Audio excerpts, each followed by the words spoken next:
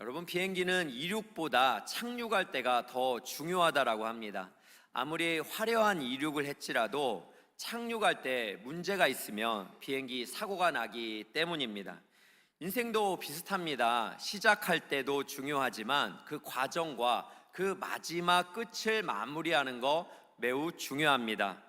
어떤 사람은 만남과 또 사업과 또 여러 가지 섬김에 있어서 굉장히 뜨겁고 열정적으로 시작을 했지만, 그러나 그 과정과 그 마지막은 너무나 참 아름답지 못한 모습으로 마무리를 지을 때 우리는 좀 속상한 마음이 드는 것이 사실입니다. 오늘 본문에 나오는 바울 사도는 인생의 마지막 시기를 보내고 있습니다. 떠날 날이 가까웠다라는 것을 그는 알고 있습니다. 로마의 감옥에서 그는 차갑고 어두운 한 방에서 그렇게 갇혀 있는 삶 속에서, 또 네로 황제의 박해 아래서 이제 단두대에 자신이 그렇게 순교할 것을 그는 직감을 하고 있었습니다. 그럼에도 불구하고 그는 두려워하거나 후회하거나 누군가를 원망하지 않았습니다. 그럼 오늘 말씀 7절을 보니까 이렇게 고백합니다. 나는 선한 싸움을 싸우고 달려갈 길을 마치고 믿음을 지켰다라고 이렇게 이야기를 하고 있습니다. 어떻게 이 노 사도는 그의 인생의 마지막이 매우 초라한 로마의 감옥에 아무도 주목하지 않는 차갑고 어두운 그렇게 시련의 시간이지만 어떻게 이런 신앙의 고백을 할 수 있었을까? 오늘 말씀을 통해서 우리가 한번 살펴보기를 원합니다. 그리고 이러한 심정으로 이 바울 사도는 그가 사랑하는 영적인 아들 디모데가 섬기고 있는 교회 공동체가 주님이 이 땅에 오시는 그 마지막 날까지 어떻게 충성스러운 삶을 살아가야 되는지 오늘 우리에게 본문에서 강하게 권면을 하고 있습니다. 오늘 말씀 1절을 보면 그 무게감을 좀 우리가 공감을 할 수가 있는데요. 1절을 한번 보겠습니다. 하나님 앞과 살아있는 자와 죽은 자를 심판하실 그리스도 예수 앞에서 그가 나타나실 것과 그의 나라를 두고 엄히 명하노니. 부탁이 아닙니다. 하나님과 주 예수 그리스도 앞에서 엄히 명하고 있습니다. 그렇다면 오늘 말씀 앞에서 이 바울 사도가 우리 모든 교회 공동체 사람에게 주시는 엄중한 권고를, 그가 얼마나 그 교회 공동체를 사랑의 마음으로 이 글을 썼겠습니까? 우리가 딱딱한 글이라기보다는 이 노사도의 이 사랑의 마음으로 오늘 이 권면을 믿음으로 받아들이면 좋겠습니다. 첫 번째는 바로 복음 중심의 삶을 살라라는 거예요. 오늘 2절 말씀 매우 중요한데 한번 보겠습니다. 너는 말씀을 전파하라. 때를 얻든지 못 얻든지 항상 힘쓰라. 범사의 오래 참음과 가르침으로 경책하며 경계하며 권하라. 무슨 말입니까? 복음 중심의 삶을 살라는 거예요. 말씀을 전하고 어떠한 환경이 온다 할지라도 항상 힘쓰며 살아가는 거예요. 모든 일에 오래 참아주면서 그렇게 가르치라는 것입니다. 경책하라, 이 말은 책망하라는 거예요. 말씀의 순기능으로 책망을 하며 또 경계를 하고 권하라라고 이렇게 말을 하고 있습니다. 왜 그렇습니까? 이 말세 때에 어떤 일이 벌어지는가 하면 이 말세 때는 별로 아름다운 모습들이 아니에요. 오늘 3절 4절을 한번 같이 보시면 때가 이르리니 사람이 바른 교훈을 받지 않아요. 즉 건강한 교리를 믿음으로 순종하지 않는 때가 된다는 거예요. 또 귀가 가려워서 자기의 사욕을 따를 많은 수승을 둔다라는 것은, 귀가 가렵다라는 것은 어떤 의미를 가지고 있느냐 하면 바로 내 귀를 즐겁게 해줄 무언가의 음성을 듣기 원한다는 거예요. 그러니까 내 귀를 신나게 해줄, 그러니까 어떤 진리를 탐하는 것이 아니라 내 귀를 즐겁게 해줄 그 내 마음에, 내 사욕에, 내 욕심에 맞는 말을 해주는 그런 스승을 많이 두는 그런 시대가 벌어진다라는 것입니다. 또 세 번째는 뭡니까? 진리에서 돌이켜서 허탄한 허망한 이야기들을 많이 하게 된다라는 거죠.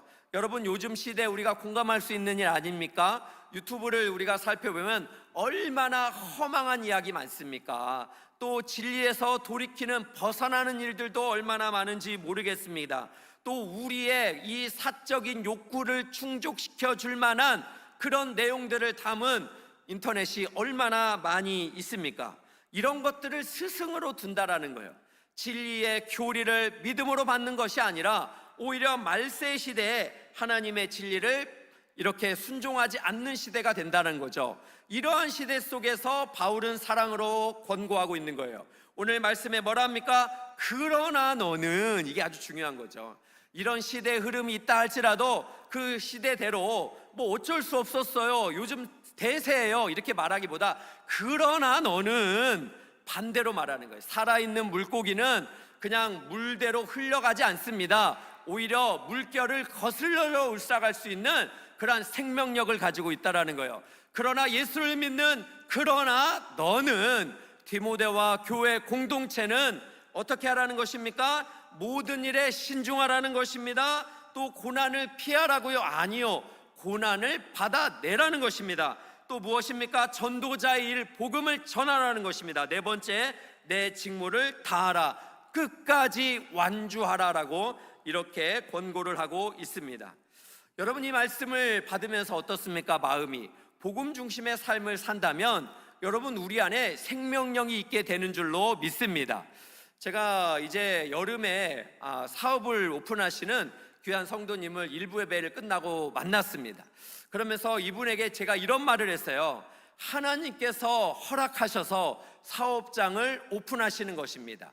그렇기 때문에 이제 사탄이 주는 이 사업장 괜히 오픈했나? 이런 생각하지 마시고 주님께서 기뻐하셔서 길을 여셨으니까 이 사업장이 하나님 중심으로, 또 하나님이 여신 사업장으로 긍지를 가지고 그렇게 섬기십시오라고 이렇게 권면을 해드렸어요. 왜냐하면 우리 복음 중심의 사람들은요, 우리가 하는 모든 일들은 하나님과 관계가 깊이 있습니다. 하나님은 지금도 하나님의 사람들을 통하여서 우리의 가정을 변화시키고 또 교회와 이 사회를 변화시키고 있습니다. 그렇기 때문에 우리가 함께하는 모든, 우리가 섬기는 모든 일들은 하나님 중심의 거룩한 산 제사, 영적인 예배이고, 또 우리가 섬기는 이 모든 섬김을 통하여 하나님이 영광을 받으신다라는 거예요. 그래서 여러분, 제가 잘 아는 우리 용산에서 한 시장에서 이렇게 그 김치 가게를 하시는 분이 있어요. 제가 이 김치 가게를 하는 이 권사님에 대한 이야기를 들었는데, 이 권사님은 매일 아침에 새벽에 김치를 담으면서 하나님께 기도하는 거예요. 하나님, 이 김치가 올려지는 식탁에 여호와께서 복을 내려 주시옵시고 이 식탁에 예수 믿는 은혜가 있게 하여 주시옵소서.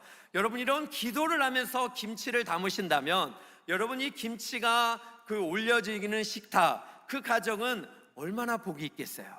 여러분, 마찬가지로 복음 중심으로 산다는 것은 우리가 직장에서 하는 모든 섬김들, 또 우리가 가정에서 하는 모든 섬김들 가운데 하나님이 영광을 받으시는 거룩한 산 제사, 영적인 예배가 된다라는 것입니다.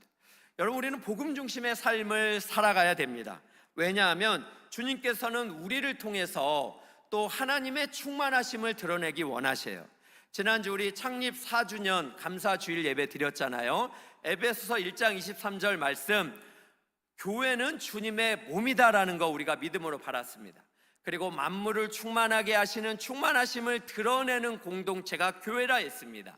제가 예를 들면서 원자폭탄을 이야기했죠. 원자폭탄이 어느 지역에 떨어지면 그 원자폭탄에는 엄청난 그 능력이 있는 거잖아요. 그 지역과 도시를 삼킬 수 있는 그런 엄청난 힘이 원자폭탄 안에 응축되어 있는 것처럼 주님께서 만물을 초월하시는 이 창조주가 교회라는 공동체를 만물 가운데 두셨다라는 것은 이 온 세상이 담을 수 없는 하나님의 충만하심이 교회 공동체를 통해서 그 지역과 사회와 열방을 충만하게 채우시기를 원하시는 그 응축된 힘과 능력이 교회 공동체 안에 있다라는 말을 지난주에 제가 함께 말씀을 나눴습니다.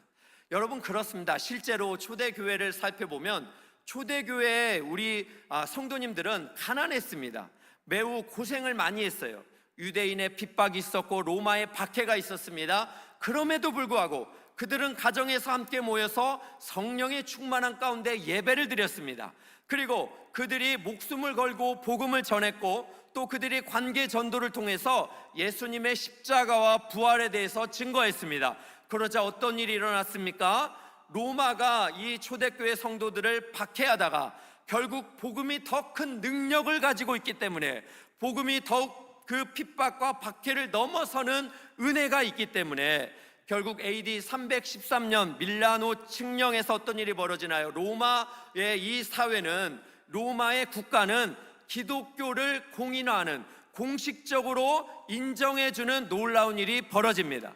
그리고 AD 392년에는 어떤 일이 벌어집니까? 로마 사회가, 로마라는 이 제국이 기독교를 국가의 공식적인 종교로 받아들이는 엄청난 일들이 이루어집니다. 할렐루야. 이게 바로 교회의 모습입니다. 우리가 복음 중심으로 살아갈 때, 또 우리 교회 공동체가 이 하나님 중심으로 살아갈 때, 하나님께서는 우리의 가정, 우리의 직장, 또 우리의 사업장과 교회를 통해서 만물을 충만하게 하시는 하나님의 영광이 반드시 온 세계 가운데 이루어지게 될 줄로 믿습니다. 두 번째로 우리가 한번 같이 생각해 볼 것이 있습니다. 사도 바울의 엄중한 권고 두 번째는 전제와 같이 부어지는 삶을 살아가라라는 것입니다. 전제와 같이 부어지는 삶이라 뭘까요? 전제는 제사를 말해요. 구약의 제사인데 어떤 제사냐 하면 번제와 소제, 즉 제물을 태워드리는 이 제사 가운데서 마지막쯤이 되면 포도주를 이 제물 위에 붓는 의식입니다. 그런데 여러분 생각해 보세요. 이 제물이 활활 타오르고 있는데 마지막 즈음에 포도주를 제물 위에 부으면 이 제물 위에 떨어지는 포도주가 어떻게 되겠어요? 활활 타오르는 불 때문에 완전히 소진이 됩니다. 그러면서 이 향기만 하나님 앞에 올라가게 되는, 이것이 바로 전제라는 제사예요. 바울이 지금 자기의 마지막 인생의 끝에서 자신을 뭐로 비유했습니까? 전제와 같이 부어지고 있다. 자신은 이렇게 활활 타오르는 불꽃 가운데 소멸되고 있다. 그렇게 하나님 앞에 드려지고 있다라고 하는 거예요. 그래서 바울은 어땠습니까? 그의 마지막을 선한 싸움을 싸웠고 달려갈 길을 마쳤고 그리고 믿음을 지켰다라고 고백할 수 있잖아요. 그런데 이것을 우리가 잘못 생각하면 이 바울이 굉장히 능력과 열심이 있어서 살아냈구나라고만 생각할 수 있어요. 바울을 본받자 이 얘기를 하고 있는 게 아닙니다. 이 본문의 말씀은 예수님의 은혜로 바울이 이러한 마지막 전제와 같이 부어지는 삶을 살 수 있었다라는 것이 오늘 말씀의 핵심입니다. 여러분, 이것을 우리가 살펴볼 수 있는 것이 바로 오늘 말씀의 6절에 전제와 같이 내가 벌써 부어지고 해서 이 말씀을 NIV 성경으로 우리가 살펴본다면 이 말씀은 현재 진행 수동태라는 거예요. 이 부어지고라는 말이. 그래서 여러분 NIV 성경을 보겠습니다. For I am already being poured out이라고 표현하고 있어요. 지금 무엇입니까? 나는 이미 현재 진행 수동태잖아요. 부어지고 있다라는 거예요.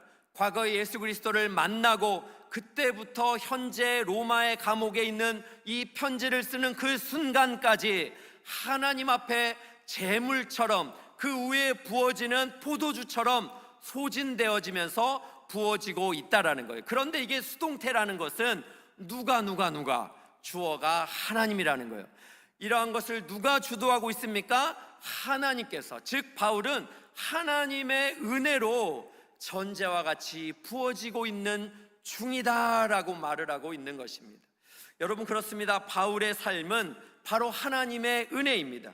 디모데전서 1장 12절에도 나를 능하게 하신 그리스도 예수 우리 주께 내가 감사함은 나를 충성되이 여겨 내게 직분을 맡기심이니. 내가 전에는 어떤 사람이었습니까? 바울이 비방자였습니다. 박해자였습니다. 폭행자였습니다. 그러나 도리어 긍휼을 입은 것은 우리 주의 은혜가 그리스도 예수 안에 있는 믿음과 사랑과 함께 넘치도록 풍성하였도다. 할렐루야. 우리 주의 은혜가 바울에게 능하게 하시는 권능을 부어 주셨기 때문에 바울이 전에는 예수 믿는 사람들을 잡는 사람들이었지만 그러나 긍휼을 입고 하나님의 사람들이 되었다라는 것입니다. 그래서 여러분 고린도전서 15장 10절에도 이렇게 고백합니다. 내가 나 된 것은 하나님의 은혜로 된 것이니 내게 주신 그의 은혜가 헛되지 아니하여 내가 한 것이 아니요 오직 나와 함께 하신 하나님의 은혜로다. 할렐루야. 모든 것이 하나님의 은혜라는 거예요. 그 은혜로 7절에 이제 6절에 그렇게 전제와 같이 현재 진행 수동태로 부어진다 표현했잖아요. 그러면 7절에 어떻게 되는 거예요? 7절로 함께 보겠습니다. 나는 선한 싸움을 싸울 수가 있었고 하나님의 은혜로 나의 달려갈 길을 마칠 수가 있었고 믿음을 지킬 수가 있었다라는 것입니다. 사랑하는 귀한 우리 성도 여러분, 여러분 어떻습니까? 하나님의 은혜로 선한 싸움을 싸워가고 계십니까? 여러분이 오늘 싸우는 싸움은 어떤 것인가요? 우리 어머님과 자녀가 싸우는 어떤 갈등의 싸움인가요? 또 아니면 뭔가 우리가 노후 준비를 못해서 마음의 염려 가운데서 싸우는 싸움인가요? 아니면 여러분이 싸움하고 있는 그 싸움은 어떤 싸움인가요? 또 여러분이 달려가고 있는 이 달려감의 길은 무엇인가요? 부름의 상을 조차 그렇게 충성스럽게 사명을 감당하는 달려감입니까? 아니면 그냥 월급 받는 삶, 어떻게 보면 그냥 돈 벌기 위한 하나의 시간 때우는 그런 순간으로 여러분의 인생을 허비하고 있는 것은 아닙니까? 마지막은 무엇입니까? 믿음을 지켜야 되는데, 끝까지 믿음을 지켜야 되는데 우리의 삶은 너무나 믿음과 동떨어진 삶을 살아가고 있는 것은 아닐까요? 여러분 지난주에 그 월드컵이 개최가 되었습니다. 월드컵이 개최되고 그리고 우리 대한민국이 체코하고 축구를 해서 2대1로 역전승을 했어요. 할렐루야. 얼마나 기쁜지 모르겠습니다. 그런데 이 2대1이라는 스코어를 누가 예상을 했냐면 이영표 씨가 예상을 했어요. 그래서 그의 예상이 적중되자 막 모두가 그를 굉장히 또 높입니다. 그런데 이영표 씨는 2010년 남아공 월드컵에서도 그가 이런 승리를 예상해서 적중한 적이 있어요. 그래서 그의 별명을 마치는 문어다라고 이렇게 부르기도 합니다. 근데 제가 이러한 내용들을 이 사회자와 해설자로 있는 이 이영표 씨가 대화하는 것을 아주 어떤 성도님을 통해서 유튜브에서 보게 되었는데 유튜브의 내용을 보니까요, 사진을 한번 보여주세요. 굉장히 처음에는 훈훈하고 좋아요. 그러면서 이제 굉장히 이제 좋았다, 뭐 감사하다, 막 이런 얘기를 하면서 이제 사회자가 이런 이야기를 합니다. 이영표 씨께서 이렇게 정확하게 예측을 했잖아요. 그러면서 이런 말을 해요. 멕시코전도 이영표 해설위원의 정확한 예측, 귀신 같은 오늘 점수까지 맞히는 그 해설 기대해도 되겠죠? 그래서 여기서 귀신 같은 이 오늘 점수까지 맞히는 그 해설 기대해도 되겠죠? 이런 말을 하니까 갑자기 이영표 씨가요, 아주 정색을 하고 이 대중 그렇게 사회로 나가는데 이렇게 말합니다. 저는 크리스찬이라서 귀신이란 단어는 사용을 안 하는데 좀 주의해 주시기를 부탁을 드립니다. 이렇게 정중하게 말을 해버려요. 이게 방송에 막 나가고 있는데, 그러니까 사회자가 어쩔 줄 모르잖아요. 막 긴장하고 당황해요. 그러니까 허허 하면서 웃으면서 잘 넘어가는데 너무나 멋져 보였습니다.